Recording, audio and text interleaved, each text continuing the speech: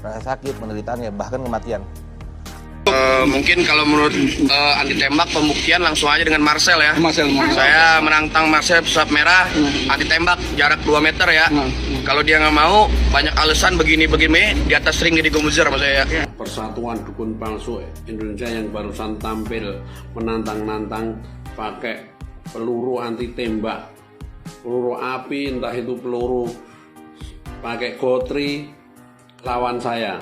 Orang-orang yang menantang Marcel lawan saya, si Arya, Gus Arya itu, atau si Gus Samsudin Jadab, Samsudin Kadab. Saya pribadi masuk kaper masalah apa? Profesi saya anti tembak. Oh, tenan.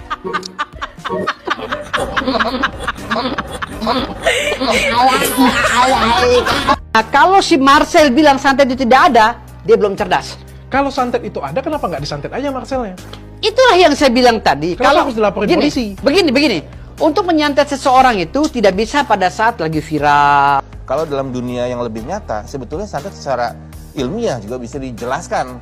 Karena di dunia barat Ya, kalau sana, memang bisa dijelaskan, kenapa Bapak keberatan? Berarti santet itu bisa diatur dong. begini masalahnya. Pertama, korban itu pasti abu-abu, pembuktiannya akan sulit tetap. Endingnya tuh akan abu-abu, akan 0-0 aja, omong kosong. Ya, Sebenarnya niat Bang Marcel pesulap merah itu bagus banget. Dia mau ngorek semua pengobatan yang pakai trik, yang sistemnya tipu-tipu. Saya suka karena tujuan Ria speak up juga mau ngasih tahu kalau ilmu hitam itu nggak bagus, nggak ada berkahnya, jalannya juga nggak enak. Penipu juga. Kenapa dibilang penipu? Hati kita nggak sinkron sama keadaan. Kita harusnya berjuang, harusnya berperang. Ini membayar orang, terus main belakang kan penipuan namanya. Cuma dengan hal goib. Jadi pengen sih ketemu, pengen ngobrol. Karena banyak yang bilang coba dong ke Ria sama Teh Ria sama Marcel tuh ditemuin. Pakai tipu-tipu nggak, halu nggak? Kalau sayanya triknya pakai ilmu sesat yang kemarin, ilmu hitam, mungkin saya jiper, saya takut. Kok takut kan? Padahal ilmu hitam itu Ya kan takut kebaca semua orang. Ya Ria mainnya santet gitu. Takut ketahuan. Kalau profesi kita memang dukun santet. Kalau sekarang kan profesinya udah beda. Dan itu ada bisikan jin koin dan insya Allah. Izin state ya, kalau mau ngaku-ngaku itu pakai data bos. Mbah Priuk itu lahir tahun 1727, lahir di Palembang. Lahir tahun 1727, artinya dari tahun dia lahir sampai sekarang, dari tahun Mbah Priuk lahir sampai sekarang itu udah kurun waktunya 300 tahun. Dalam 300 tahun itu nggak mungkin baru keturunan keempat sekarang ini. Kau tuh nggak mungkin keturunan keempat. Anak, cucu, cicit itu keturunan keempat. Nggak mungkin. Rata-rata orang Indonesia itu kurun waktu 100 tahun mereka sudah 4 generasi. Artinya dalam usia ke 100 tahun itu mereka sudah punya cicit. Apalagi ke 200 tahun, sekarang ke 300 tahun dari lahirnya Mbah Priuk, jadi nggak mungkin ya. Terus itu cuma ngomongin keturunan. Sekarang kalau ngomongin ramalan, mendapat bisikan dari jin korin atau bisikan dari Allah, yang bener aja bos. Nabi Muhammad SAW itu setiap akan mendapat wahyu, setiap akan mendapat perintah itu melalui malaikat Jibril, malaikat pembawa wahyu, tidak melalui bisikan langsung ke telinga Nabi Muhammad. Masa sekarang kau ngaku-ngaku mendapat bisikan langsung dari Allah? Waduh, pakai akal sehat bos ya, jangan berlebihan. Anggaplah kau punya kemampuan, tapi jangan ditunjukkan secara berlebihan. Manusia sekarang banyak yang pintar, banyak juga yang berpikir. Itu nggak masuk akal, nggak masuk logika. Jangan bikin-bikin kau ya, kau Habib ya. Gini loh, ada yang lagi viral ya, yang membuktikan kebal peluru apa kebal tembak ya. Gini loh, kalau sudah kita mempelajari kebal tembak, itu semua yang dibawa seperti kebal pisau, kebal jarum, kebal apapun, itu enteng dibuatnya. Kenapa? Kebal yang paling tinggi itu kebal antara peluru, kebaran itu nggak tembus, itu kebal yang tinggi ya. Nah, itu kebal tinggi itu. Oke, jadi kalau dia bisa kebal tembak doang, tapi nggak bisa kebal ditusuk jarum apa-apa, itu ya saya nggak tahu gimana jalan belajarnya gitu kan. Tapi sepengetahuan saya, kebal yang tinggi itu ya kebal peluru, tahan tembak gitu. Tapi gini aja lah, daripada nggak ada yang mau membuktikan kebal tembak lawannya, dengan saya aja lah gitu. Mau pakai apa? Mau pakai jenis senjata api pun saya sanggup ya. Nah, mau jenis senjata apapun saya sanggup gitu. Nah itu sudahlah, dengan saya aja lah kalau pembuktian. Kalau di sana nggak ada berani pembuktian bahwa dia kebal peluru, dengan saya aja lah gitu ya. Nah itu mau apapun boleh ya, mau dengan senjata apapun boleh, mau dengan apapun boleh, tes ke saya gitu. Saya nggak pilih-pilih, mau dia yang sediakan, mau mereka yang disediakan, saya terserah, nggak pilih-pilih ya, nggak pilih-pilih. Nah mau parang mau apa terserah dari mereka semua, saya cuma terima bersih ya. Nah itu, kalau mau menantang apapun ya dengan saya gitu. Mau kebal tembak, mau kebal apa, mau kebal ini, mau kebal itu, saya sanggup. Tapi barang dari dia, bukan barang dari saya. Oke, ya kalau mau pembuktian semacam itu, dengan saya aja bisa loh. Oke, nah itu pesan dari saya ya. Kok. Setelah ritual topo pendem, Gus Samsudin bertafakur dalam gua. Ustadz Dery Sulaiman sarankan ke psikiater. Sang pemilik padepokan justru kembali bikin gempar, mengaku sudah menamai dirinya gila. Melihat tingkah Gus Samsudin, warganet semakin geleng-geleng kepala.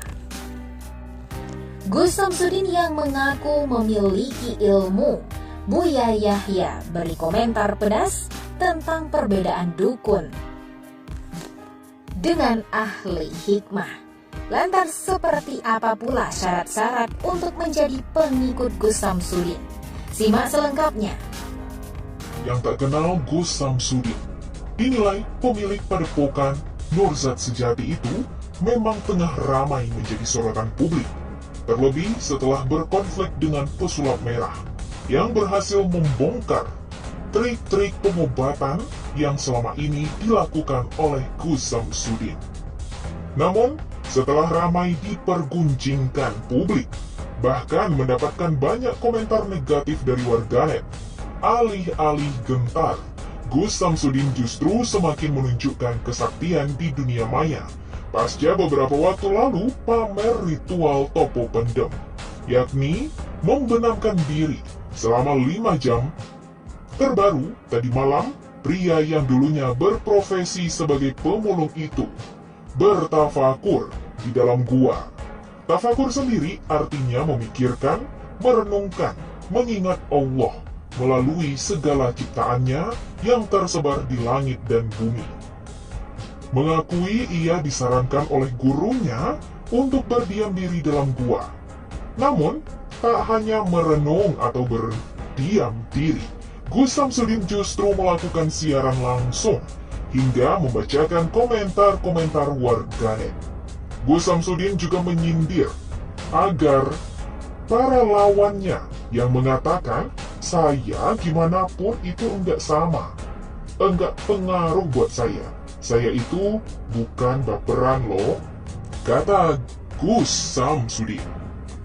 Lalu di tempat yang berbeda, tadi malam pesulap merah terlihat bersama dengan Ustadz Dery Sulaiman, melihat bagaimana konten-konten yang diunggah oleh sang Gus. Ustadz Dery menilai jika konten tersebut agak lain. Dilansir dari sebuah tayangan, Ustadz Dery juga menyarankan untuk ke psikiater. Senada dengan Ustadz Dery Sulaiman, para warganet yang melihat siaran live dari Gus Samsudin dalam gua pun ramai-ramai berkomentar bahwa Gus Samsudin sering stres. Namun, alih-alih ngamuk, Gus Samsudin justru ketawa.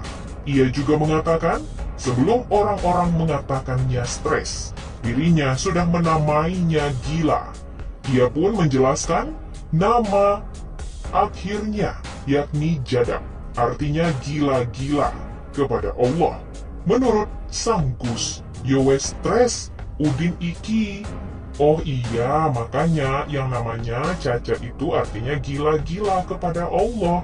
Sebelum sampai ngatain saya gila, saya sudah menambahkan nama saya Gila Samsudin. Gila, iya, diketahui nama pria berambut panjang itu yakni Gus Samsudin Jada. Sementara itu, melihat tingkah Gus Samsudin dalam gua, tak ayal mematikan beragam reaksi dari warganet. Ada yang mendukung, namun tak sedikit pula yang berkomentar pedas dan nyinyir, bahkan menyinggung untuk bertaubat. Sebelumnya, Marcel Radifal, sang pesulap merah, ramai didukung oleh warganet setelah berani membongkar trik-trik para dukun. Menanggapi hal tersebut, Gus Samsudin mengatakan bahwa ilmu yang dimiliki oleh pesulap merah dan dirinya sangatlah berbeda. Sehingga dalam hal ini, pesulap merah bisa mengkritiknya karena dasar ilmu yang keduanya terapkan 180 derajat bertolak belakang. Menurut Gus Samsudin, pesulap merah merupakan seorang pesulap yang mempelajari trik-trik untuk mengelabui penonton, di mana trik-trik tersebut digunakan hanya untuk hiburan. Berbeda dengan dirinya, yang memiliki dasar ilmu al-hikmah dalam menjalani praktek pengobatan kepada pasien. Tak cuma itu, memiliki akun media sosial Gus Samsudin, dirinya pun terlihat mengajari para muridnya ilmu hikmah. Begini suasana penggamblengan ilmu hikmah Gus Samsudin kepada para muridnya. Gus Samsudin yang mengaku memiliki ilmu hikmah, Buya Yahya pun dengan tegas memberikan perbedaan antara dukun dan ahli hikmah. Buya mengingatkan kepada masyarakat, banyak sekali yang mengklaim judul ilmu hikmah, namun di dalamnya ilmu perdukunan. Ilmu hikmah adalah ilmu yang menempel kepada orang tersebut karena kesalehannya, hingga saat ia memberi doa bisa terkabul. Namun, kalau sudah ada yang aneh-aneh, mengatakan ada jin atau ular, maka itu adalah dukun. Ia pun menghimbau agar tak usah aneh-aneh dan jauh-jauh.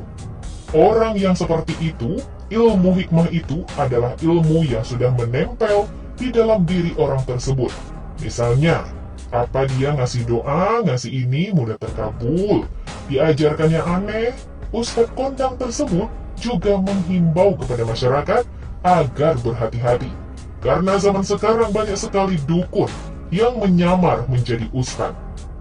Di sisi lain, warga dan juga dihebohkan dengan persyaratan untuk menjadi murid Gus Samsudin itu, rupanya untuk menjadi murid agar bisa mempelajari ilmu hikmah Gus Samsudin, sang Gus memiliki beberapa persyaratan, yakni harus memiliki surat berkelakuan baik dari kepolisian atau SKCK, harus membawa KTP atau kartu pelajar, kartu keluarga, surat pengantar dari desa, dan pengantar dari pihak keluarga. Melihat persyaratan tersebut, membuat para warganet pun kembali heboh dan ramai-ramai bereaksi. Lantas bagaimanakah kini konflik sang Gus Samsudin dengan sang pesulap merah, Marcel Radifal? Kabarnya, sang pesulap merah masih menghubungi Gus Samsudin dan tetap meminta pembuktian kesaktian. Namun sayang, hingga kini, menurutnya, Gus Samsudin tak pernah mengangkatnya. Jika tahu itu, Gus Samsudin pernah mengaku menelpon Marcel, namun tak diangkat.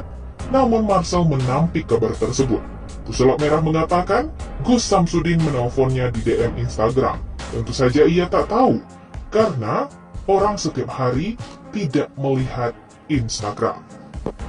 Akhirnya Pesulap Merah pun menantang Gus Samsudin untuk menelpon dari nomor pribadinya. Bagaimana menurut Anda? Jangan lupa di subscribe untuk update info selanjutnya.